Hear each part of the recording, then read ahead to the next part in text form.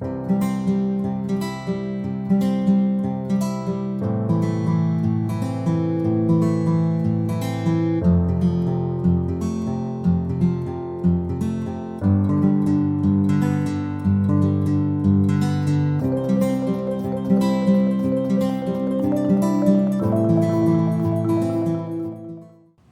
every voice and sing. Lift every voice. Every voice. In the course of our time, we as humanity, we as a nation, we as a spiritual movement, and dare I say, I as an individual, and you might say you too. Sometimes we have gotten it right, where we lift every voice and sing. And sometimes we have missed the mark. We have missed the mark in big ways. So today we honor lift every voice and sing. And during this month of February, our nation and countries all over the world have honored Black History Month. We honor the voices of African Americans, to remember the history and to honor the overcoming of slavery and persecution, to honor the resilience, the endurance of people, to celebrate the accomplishments and contribution to our country and to the world and to all of humanity in what may have seemed like insurmountable odds to overcome. We honor that. We honor the commitment to the future so that every voice is lifted, every soul is honored, to create a world where we live together as the one that we know, that we speak that we are, we say that we are. We are one, connected by that thread of humanity, by that divine spark that's in all of us, by that power of love that is binding all of us together as one, without difference. So we lift every voice. Lift the voice of every child, regardless of their ability to live out their full potential in life, to be all that they are here on this planet to be. Lift every voice, the Muslim, the Jew, the Hindu, the Sikh, the Sufi, the Jainist, the Wiccan, and the Buddhist. All faith traditions, lift every voice, because we know that all of these faith paths are leading to the same source. We have a name for that source, and every faith tradition has a name for that source. And I can promise you, I believe with all my heart that that source does not care what we call it. Amen. Just so we seek it, just so we hear it, just so we follow it. Call it whatever you like.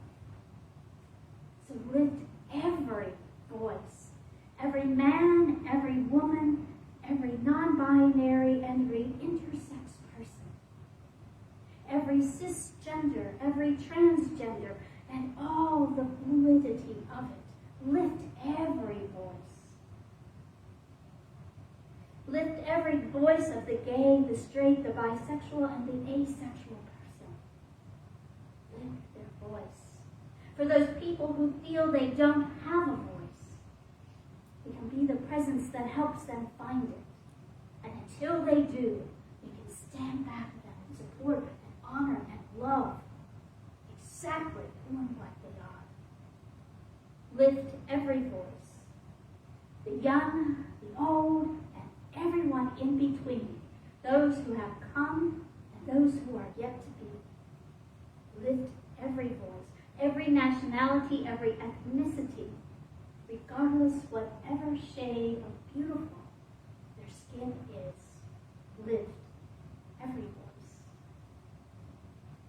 Let's commit to every voice and to lift every voice and sing.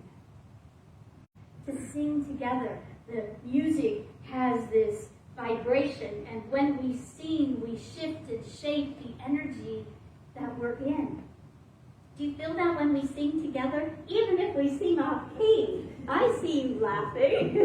Even if it's off key, even if it's a little flat, even if it's our own melody different from what Gayla is playing, it shifts and changes the energy because there's a vibration that comes when our vocal cords are moving and we're pouring out those words. The vibration changes in us. So let's commit to lift every voice, but also to sing, because it's that inner vibration in us that when we concentrate on what that vibration becomes, most of us want it to be something that is loving and kind and compassionate and giving and sharing and tolerant and accepting, right? Most of us, when we think about what vibration we want in us, it's not one of hate. It's not one of resentment. Who wants love as their vibration? I should see every hand go up. Please let me see every hand go. There you go. Yeah. Lift every voice and sing with the vibration that is love. Rebecca Stevens, who is the founder of Thistle Farm, she's also a minister, and she says that love is the most powerful force for change in the world. As love heals. Speak that. Love is the most powerful force for change in the world. As love heals. Today we're going to touch on love heals through remembering. We've talked about how the many ways that love heals throughout the month. So what is it that we're supposed to remember? Let's start with our source. That source by whatever name you call it, that essence and energy that's moving through all the universes, through everything. There is not a space that is void of energy. And scientists are finding that to be true. There's energy everywhere. That essence and energy that's moving is in all of creation. Touch a tree. Pick a blade of grass. You can feel that energy. Pet a pup. Hold a baby. Hold the hand of your beloved. You can feel that energy. That essence that is the source of all love. And that is the cause of all life. That energy is the energy of love. We are part of that source. We can never be separate from it. I often hear it compared that we are a drop of the ocean. But that single drop has all the elements of the ocean right in it. Now, it won't cause a tsunami or a tidal wave or anything like that. It won't even quench our thirst. But that single drop of water has the elements of the ocean in it. You have the elements of source in you, lacking of nothing. No matter what you've been told in your life, you are lacking of nothing. All that God is, you are. And we know that from the scripture that God is love.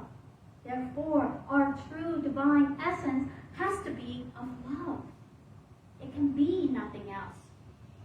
We don't have to look far to see people who are expressing something that, oh man, that's an interesting kind of love. Or we might not call it love.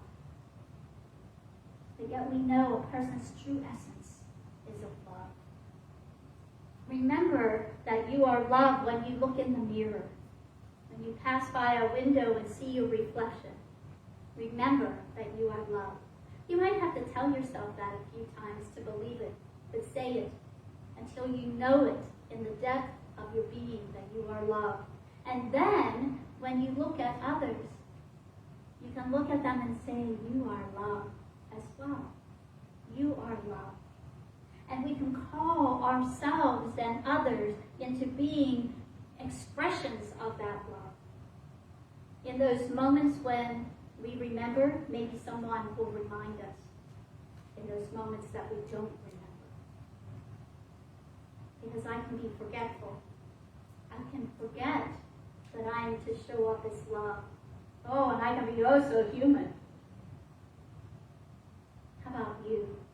Sometimes we need reminders, right? And love heals through remembering. And Unity co-founder Charles Fillmore says that of all the qualities of God, love is by far the most beautiful. Love doesn't care if it is reciprocated. Love shines and gives of itself just for the pure joy of loving, just like the sun. You can't stop the sun from shining. It just does. And the same is true with love. That's divine love, beyond our human love. Anyone who's calling on divine love is for healing, is calling on that presence of God. Because that divine love heals. And there are many attributes of God. We hear about them in 1 Corinthians 13. Oh, and I just love sharing this. If I speak in tongues of men and angels but do not have love, I am nothing more than a resounding gong or a clanging cymbal. If I have the gift of prophecy and can fathom all mystery and have all knowledge, and if I have faith that can move mountains, but I do not have love, I am nothing. If I give all I possess to the poor and hand over my body for hardship, that I may boast, but do not have love, I gain nothing. Love is patient. Love is kind. It does not envy. It does not boast. Love is not proud. Love does not dishonor others. It is not self-seeking. It is not easily angered. And love keeps no record of wrongdoing. So that list you have in your mind of past transgressions, maybe they're your own, just erase them. Yes. That list of hurts, that list of wrongdoings that others may have done to you, just erase them, because divine love keeps no record. Love does not delight in evil, but rejoices in the truth. It always protects. It always trusts. It always hopes. And it always perseveres. And the passage continues and then concludes with these three things remain: faith, hope, and love. And help me finish it. And the greatest of these is love. Greatest is love. The greatest is love. Love heals by remembering. For about 25 years, I worked in long-term care and senior care. And there was a period of time I worked in a community in North Miami Beach that had a fabulous program for people who were living with Alzheimer's dementia. And every day, an elderly man came to visit his equally elderly wife. Oh, she was so sweet. She was a person who lived with dementia in a very peaceful, easy, flowing way. She was always smiling. She was always happy. She was always peaceful and content. And every day after lunch, her husband would come and be with her, and they would walk in the patio. They would take a walk outside, or they would sit in the living room and share an ice cream cone together. She had no idea who the man was. But as they shared an ice cream cone, she looked at him so adoringly. To her, he was a kind face. He was a safe person to be with. So as time passed on, his health began to weaken as well. And his family tried to convince him not to go every day to spend time with her. And one of the family members said, oh, you know, it's so hard for you. Take good care of yourself and just stay home sometimes. She doesn't know who you are, so it doesn't matter. It won't make a difference. And without missing a beat, turned to his family member and said, "No, she doesn't know who I am. She doesn't remember it all. But I remember, and that matters." That's the healing power of love. And I believe that depth of love allowed her to be graceful and easy in that time of experiencing dementia and the loss that comes with that. Love heals through remembering. So remembering that the essence of love is our essence. It's our being. It's your being. It's yours and yours. And if it's yours, you are love. You are love. Remember that always. Love alone has the power to heal. Has the power to heal us physically. And those who attended the book study this morning heard a little bit about healing. And it is that power of love that heals. It's the power of love that attracts to us everything that we need to live this physical realm. Love heals us spiritually from old wounds of perhaps past religious experiences, being taught that we are not enough in God's eyes, being taught that we're not enough for this world. It heals us spiritually. Love can heal us emotionally. And when love heals, it never says that transgression that happened, that horrendous experience, was okay. It doesn't condone it. It heals it so that we don't have to be bound by the wounds of others. That we can live whole and complete. Love heals us, and love can heal us mentally. Love has the ability to heal our bruises, our wounds, our broken relationships. If you have someone in your life that you're separated from, that you want to have a relationship with, that you have discerned that it is a healthy, wholesome relationship potential, love can heal that. It has its power to invite us to remember, to rid ourselves of all of those things that get in the way of us and love. It has the ability to open our connection to divine love, to God, to that divine presence. It opens those connections. And when I say that it allows us to remove those things, to remove thoughts like I am not deserving of love. I am not worthy of love.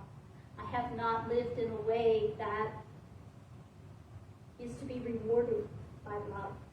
This is a love that we in our human mind can rarely fully grasp because it's unconditional love. It's something that we don't experience often. I hear it tossed around when I hear people talk about their life partners and their mates. Oh, they love me unconditionally. But there is a limit in our humanness. There is boundaries in our humanness. It might be a toothpaste tube squeezed in the middle. It might be laundry left on the floor, or the bed unmade, or the dog not walked. But we have boundaries in our humanness. But this is the love of the divine that has no limits. It has no beginning. It has no end. We also remember that love is the very essence of every other person. Every person. The ex-spouse, the ex-partner, love is their essence. And when we can get to a place that we can see that, we can be more loving. When we look at others through that lens of love, we're looking at others the same way that God is looking at us. In the beauty and perfection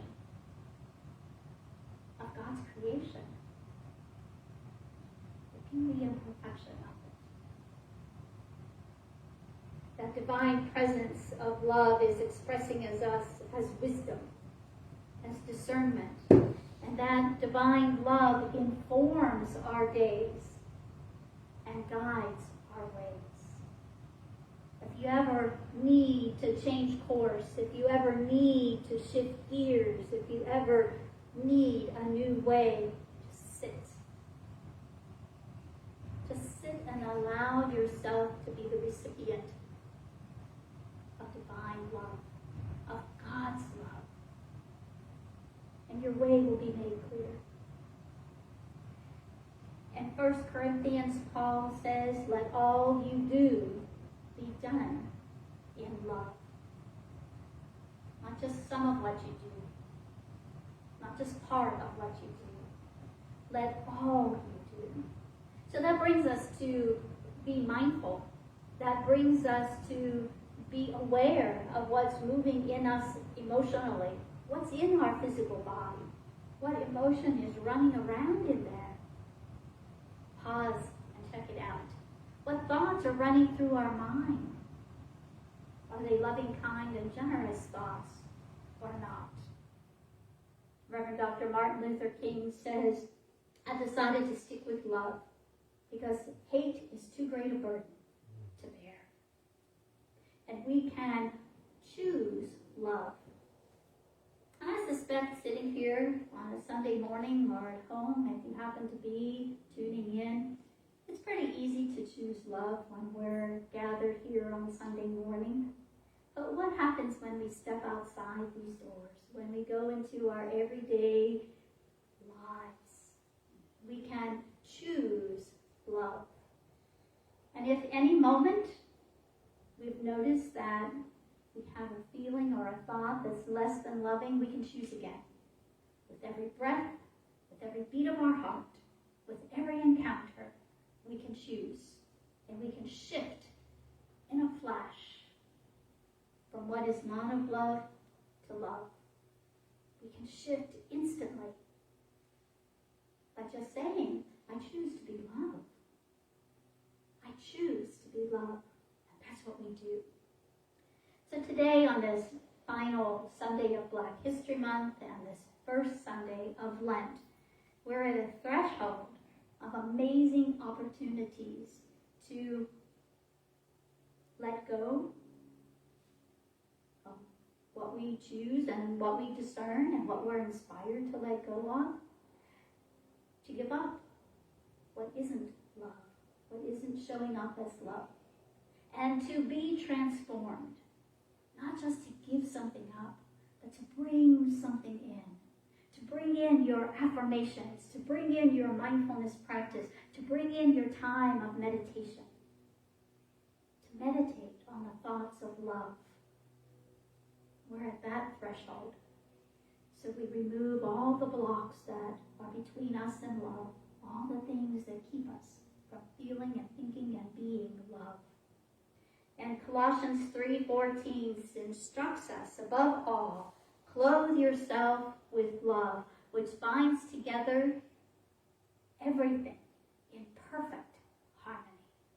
Binds everything together in perfect harmony. So turn to love for all the healing that you might need, you might want in your life, any relationship, any self-images, any thoughts. Because love is the most powerful force for change in the world. Because love heals. Say that with me one more time. Love is the most powerful force for change in the world. Love heals. Namaste.